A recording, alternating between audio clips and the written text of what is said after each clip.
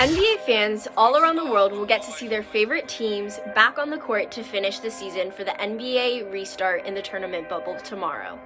Around this time last year, players would have been taking well-deserved breaks, vacations, and training during the off-season.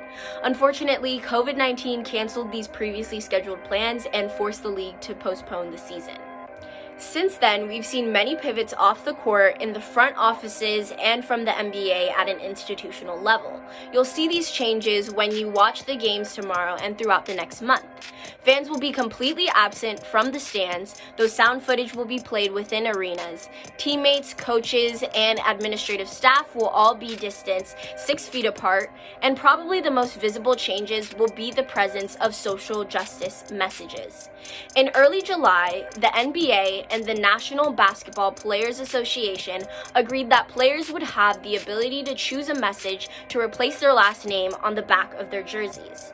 This decision comes as a response to the resurgence of the Black Lives Matter movement across the nation, sparked by the killings of Black Americans like Ahmaud Arbery, Breonna Taylor, George Floyd, and countless others. The Jersey Agreement ignited a much-needed dialogue amongst the basketball world about how organizations and front offices treat players and provide them the platform to speak out on issues. While the jersey option only puts a band-aid on the disease of racism in America and its respective institutions, the jerseys will feature important messages like Black Lives Matter, respect us, equality, and group economics, which will surely have a snowball effect. Viewers of these games will be confronted with their own biases and opinions on what is happening to Black people and other people of color in America and what role we all serve in changing the systems around us. And while this is a net positive for the league and its athletes, some players have spoken in opposition of the 29 phrases that were provided to them.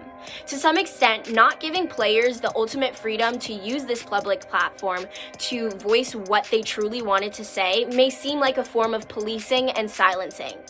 LeBron had his own idea of what he wanted on the back of his jersey, but it wasn't included in the final option list.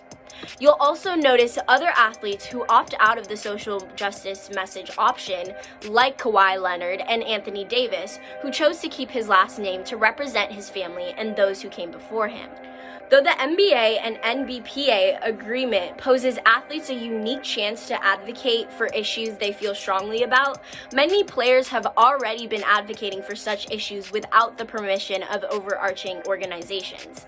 Kevin Durant has the Kevin Durant Charity Foundation, which performs direct service and initiatives to children from his hometown and all over the country.